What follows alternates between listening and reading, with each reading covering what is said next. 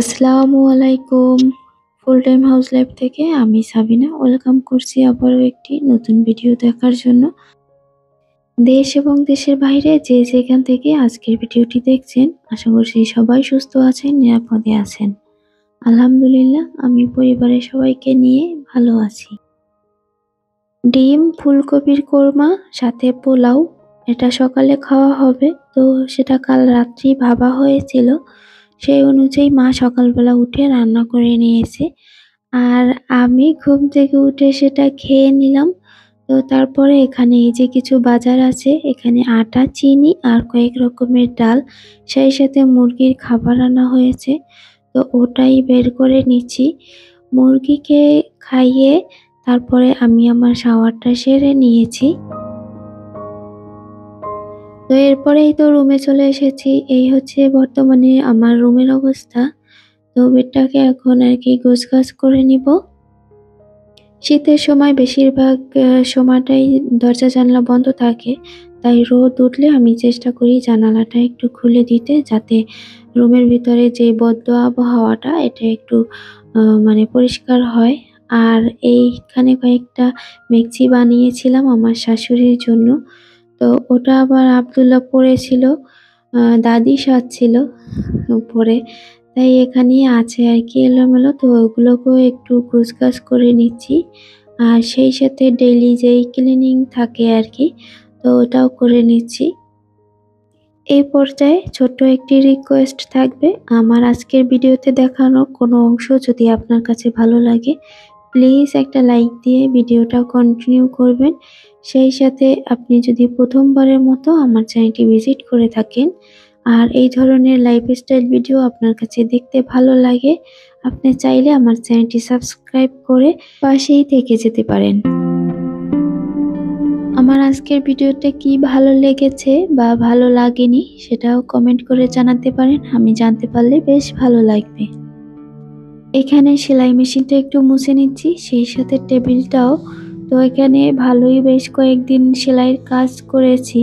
তো এখনো টুকটাক আরকি বাকি আছে, বেশি যেই চাপটা তো ওটা কমেছে, তাই সেলাই মেশিনটা আর টেবিলের ভিতরে ঢুকিয়ে রাখছি না।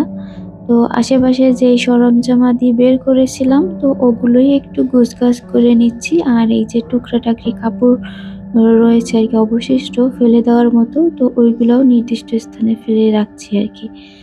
আর এখানে এই যে কিছু জামার চেন, তারপরে রাবার, এগুলো কিনে আনা হয়েছে, তো ওইগুলাও ওদের নির্দিষ্ট স্থানে রেখে দিচ্ছি।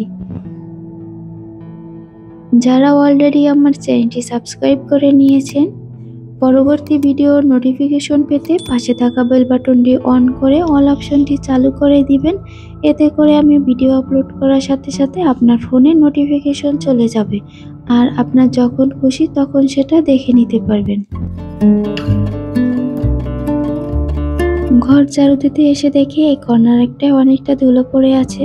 তো ওটাই মুছে নিচ্ছি। একটা কাজ করতে গেলে আরেকটা কাজ বের হয়ে আসে। কর্নার একটা মুছতে মুছতে দেখি গাছে কিছু মরা পাতা, তো ওগুলো আবার পরিষ্কার করে নিলাম আরকি।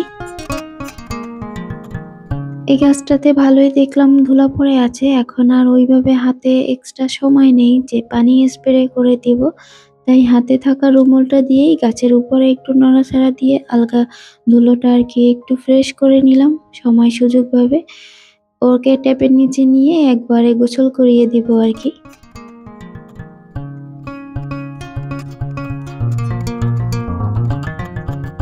আপনাদের সাথে কথা বলতে বলতে আমার লিভিং রুম ছাড়া বাকি সব রুমগুলো ঝাড়ু দেওয়া শেষ হয়ে গেছে। বারান্দাটাও ঝাড়ু দিয়ে নিয়েছি।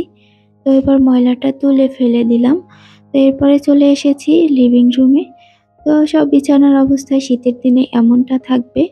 আর এটা আমি একবার করে ডেইলি ভাঁজ করব। আবার পুনরায় এভাবে হয়ে যাবে। দুপুরে খাওয়া শেষে আবার সবাই বিছানার ভিতরেই এই যে লেপ কম্বল মুড়ো দিয়ে থাকবে। এটা মনে হয় আমার বাসায় না, প্রত্যেকের বাসার চিত্রই এইরকমেরটা হয় শীতের দিনে। আমি আমার এই কম্বল দুটোতে লেপের মতো কভার লাগিয়ে নিয়েছি, কারণ ড্রাই ওয়াশ করলে আমার কাছে মনে হয় ধুলোই রয়ে যায়। তাই হচ্ছে আমি কম্বলগুলো আমার ওয়াশিং মেশিনে ওয়াশ করেছি। আর তারপরে যাতে বারবার ওয়াশ করতে না হয় তার জন্য আমি কভার লাগিয়ে নিয়েছি।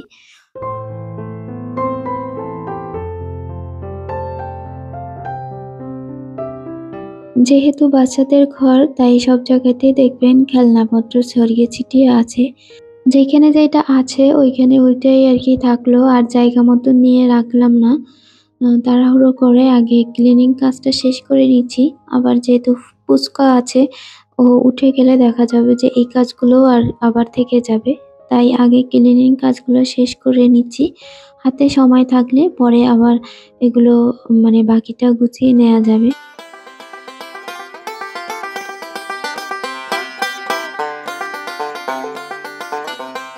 ওরা যাবে এখন শাওয়ার নিতে। তো মামা ভাগ্নে মিলে কি শুরু করে দিয়েছে। তো এই চড়ুই পাখিগুলো আমার বাসায় আসে। তো ওটা আবার ওই ধরে নিয়েছে। আব্দুল্লাহ দেখে তো ভীষণ খুশি হয়েছে। তারপরে আমি বললাম, "তাহলে ওদের একটা বাসা করে দে, বাসার ব্যবস্থা করে দে।